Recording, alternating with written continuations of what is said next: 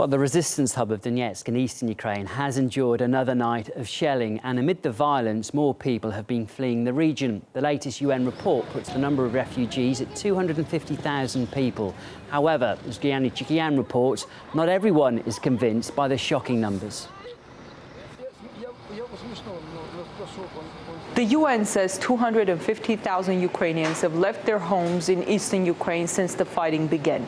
The State Department had doubted the sources of the UN's previous reports on Ukrainian refugees. And many ethnic Russians from Ukraine have family in Russia. Some may be staying with them, but neither Ukrainian border guards nor international organizations operating in the area have reported any large outflows of refugees to Russia. But now it acknowledges, possibly for the first time, that there is a humanitarian crisis inside Ukraine.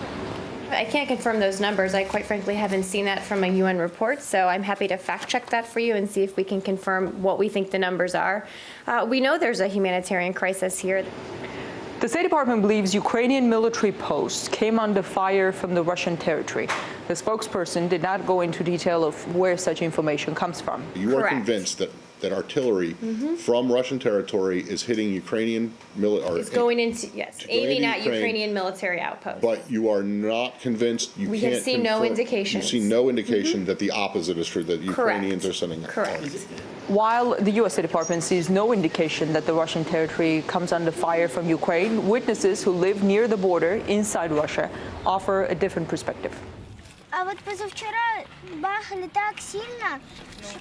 Я только вот отъехала от дома, а муж стоял вот здесь вот. И оно вот свист, и вот здесь вот взорвалось. Ну, правда, уже воронку зарыли, вот здесь вот закопали. Да, воронку. Опасно, потому что снаряды попадают на нашу территорию. Вот мы ночью спим, часто слышно. The U.S. is now saying that Russia prepares to send powerful missile launchers into Ukraine, but again, does not specify what evidence such allegation is based on. I can't underline the information that had led to that assessment. We don't have specifics about what those systems might look like to outline. When pressed on how officials can put out such allegations without backing them up with substantial evidence, here's what she said.